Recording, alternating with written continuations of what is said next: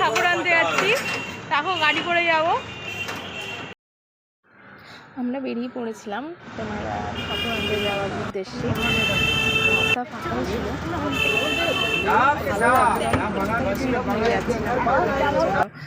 ভাই যাচ্ছে। এ তুই যে কাকা হাই করে দে।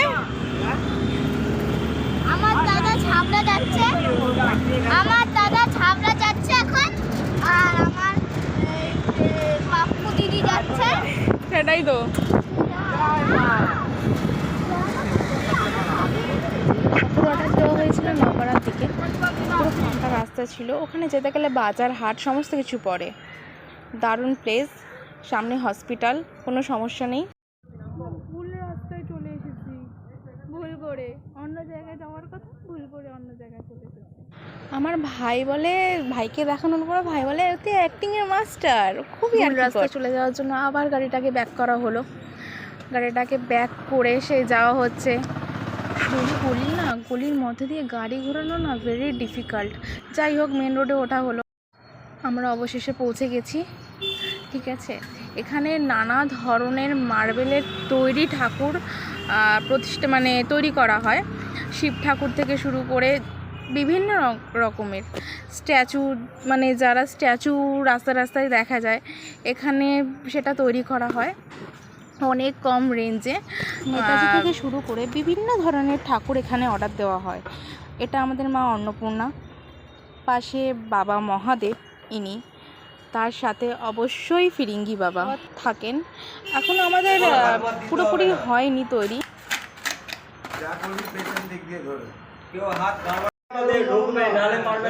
আমাদের ঠাকুর অনেক ওয়েট হওয়ার কারণে তুলতেই পারছিল না কেউ, ওজন থাকা সত্ত্বেও। তাই আগে বাবা আর ফিরিঙ্গি বাবাকে তোলা হচ্ছে, কারণ ওদের ওয়েটটা অনেকটাই কম মা অন্নপূর্ণা মায়ের থেকে। তারপর কি সুন্দর হনুমানজি, রং করার পরে অসাধারণ লাগবে, সাথে রাম সীতা, কি সুন্দর দেখতে।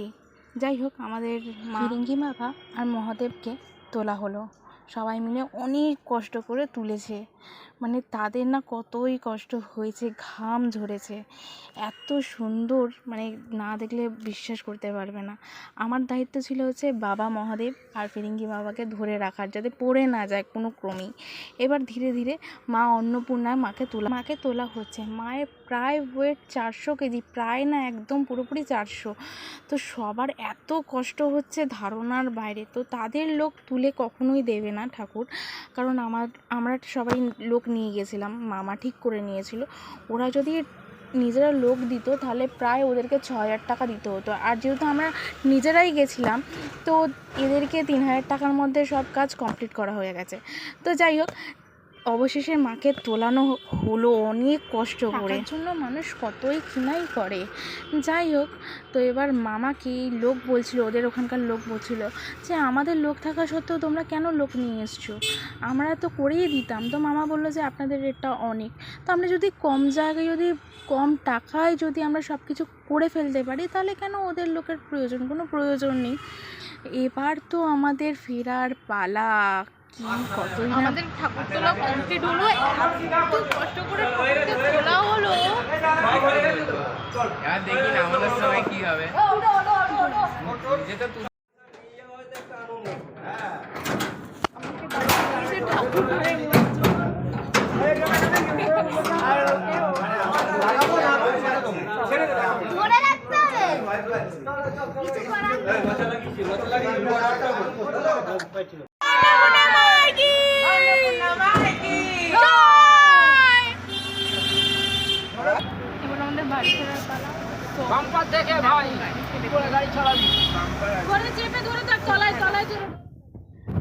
মামা আগে স্কুটি নিয়ে বাড়ি চলে গেছিলো, কারণ গলিতে পুরো সারা গলি ভর্তি স্কুটি আর বাইকের ভরা, তাই তাদের সরানোর জন্য আগেই চলে গেছিল।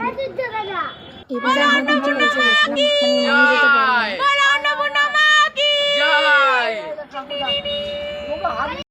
মাকে বেদির উপর বসানো হয়ে গেছে। ভালো লাগে, আমরা বসি।